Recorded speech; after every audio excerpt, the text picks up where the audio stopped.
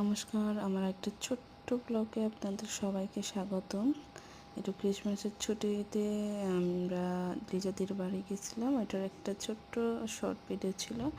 গিয়ে টাটকা টাটকা পেঁপে পেরে নিলাম।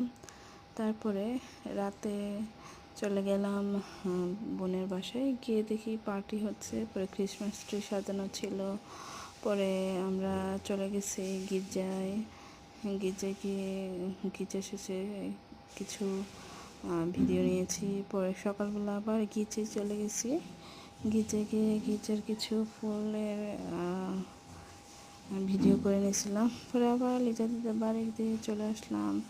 বাড়িতে এসে দেখি এই যে কিউট কিউট ডগি, এগুলো কিন্তু দেশি ডগি, কিন্তু দেখতে পুরাই বিদেশিদের মতো ছিল, এত কিউট ছিল কি বলবো।